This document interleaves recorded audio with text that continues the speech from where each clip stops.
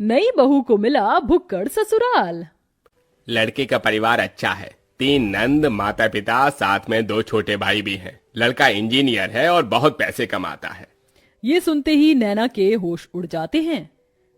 3 नंद, 2 छोटे देवर, ऊपर से सास ससुर के साथ मेरा पति, इतना बड़ा परिवार। अरे माँ, इतने बड़े परिवार में तो मैं परेशान ही हो जाऊंगी। काम भी करूं और उनके ताने भी अलग से सुनो। अरे बेटी, परेशान क्यों होती है? पंडित जी, मेरी बेटी के लिए ससुराल ऐसा दिखाओ जहां माता पिता और लड़का इकलौता हो, ताकि मेरी बेटी को ज्यादा परेशानी ना उठानी पड़े। चलिए, अगर ऐसी बात है तो ठीक है। मैं आपको एक अमीर घर का रिश्ता दिखाता हूँ। इकलौता बेटा है, साथ में माता पिता रहते हैं। नैना जैसे ही लड़के की फोटो देखती है, उसे लड़के की तस्वीर अच्छी लगती है। अरे लड़का तो अच्छा है, इकलौता है, परिवार भी छोटा है, और क्या ही चाहिए। माँ, मुझे लड़का पसंद है।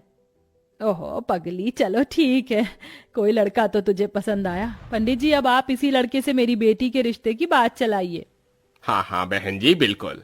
फिर क्या था, पंडित उस अमीर घर में जाकर रिश्ते की बात कर लेता है। अब दोनों परिवार एक दूसरे से मिलने लगते हैं और उनका आना जाना लगा रहता है। बहुत जल्द शादी की तारीख भी निकल आती है। मुझे नहीं पता था कि इतनी जल्दी शादी की तारीख भी निकल आएगी। बेटी, अपने ससुराल में जाकर खुश रहना।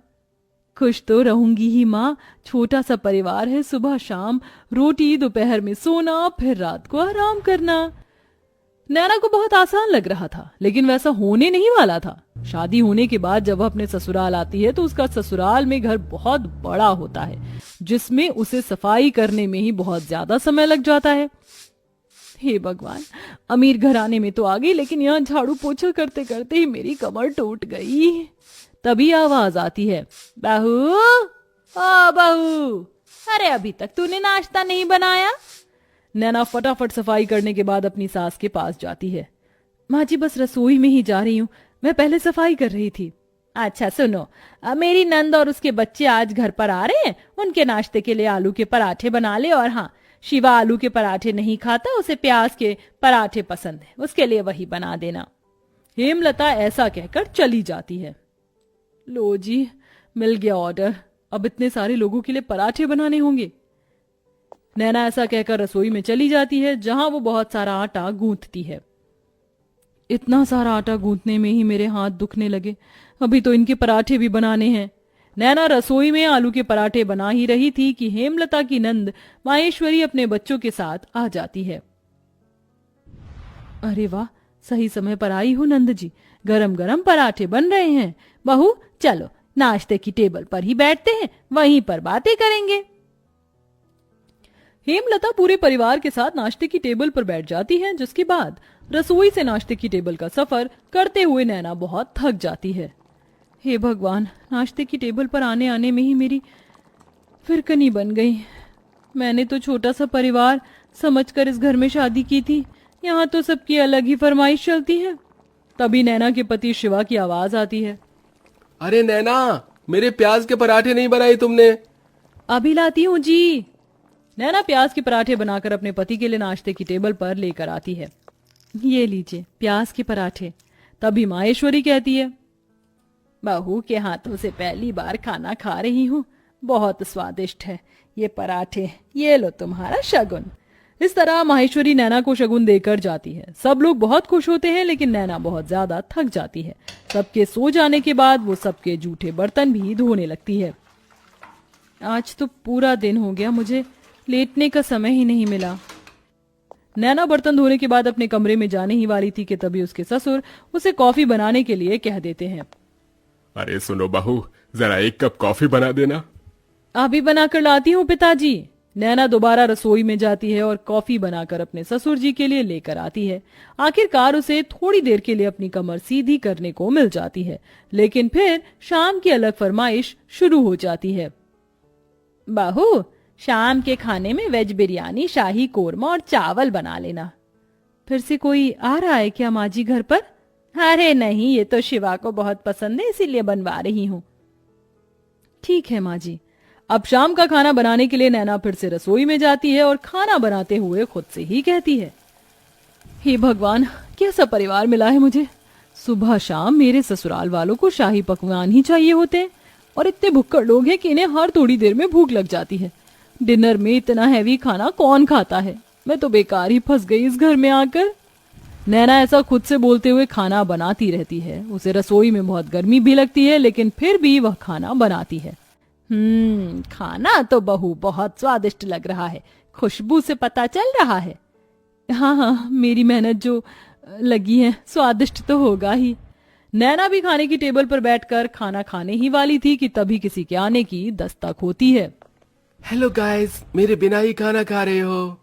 अरे बेटा चिराग, तुम यहाँ विदेश से कब लौटे? मेरे साथ मेरे कुछ दोस्त भी घर पर आए हैं। आज ही हम ऑस्ट्रेलिया से इंडिया आए हैं। कितने दिनों बाद तुझे देख रहा हूँ नैना। ये मेरे ताऊ जी का लड़का है, विदेश पढ़ने चला गया था बचपन में। मेरा जिगरी यार यही है। जाओ नैना, इन सब के लिए भी खाना परोस कर ले आओ। अगर रोटी कम हो तो और बना लेना। हेमलता ऐसा कहकर बेचारी नैना को फिर से रसोई में भेज देती है। नैना को खाने के साथ दोबारा से रोटियां भी बनानी पड़ती हैं और वो बहुत ज्यादा थक जाती है। सबको खाना खिलाते हुए उसी के लिए खाना नहीं बचता। ये लो, बस यही रह गया था, मेरे लिए थोड़ा भी खाना नहीं बचा। कैसे भुक्कड़ लोग हैं, एक बार भी मेरे बारे में नहीं सोचते हैं। नैना को बहुत बुरा लगता है। वो अपने कमरे में सोने चली जाती है। इसी तरह जब भी वह कुछ बनाया करती तो सारा खाना उसके ससुराल वाले ही खा जाते हैं और उसके लिए कुछ नहीं बचता। ऊपर से घर में मेहमानों का आना जाना लगा ही रहता है, जिसके चलते एक दिन नैना की बहुत ज्यादा तबीयत खराब हो जाती है। इनके शरीर में बहुत ज्यादा थकावट है। लगता है काफी दिनों से जरा भी आराम नहीं मिला है, इसलिए शरीर में कमजोरी हो गई है। ये मैंने दवाइयां दे दी हैं, बस आप इन्हें थोड़ा आराम करने दीजिए, जल्दी ही ठीक हो जाएंगी। डॉक्टर की ये बात सुनने के बाद हेमलता को अपनी गलती का एहसास होता है और वह अपनी बहू के पास जाकर उससे कहती है, जब से तुम इस घर के अंदर आई हो सारे काम तुम ही देख रही हो। मैंने तो कोई काम नहीं किया है और ये भी नहीं सोचा कि तुम कितनी थक जाती होगी। मुझे माफ कर देना बहू, लेकिन आज से मैं भी तुम्हारी मदद करवाया करूंगी। माँ जी, आपको माफी मांगने की जरूरत नहीं है। मैं इस घर की बहू हूँ और घर की जिम्मेदारी समझना मेरा फर्ज है।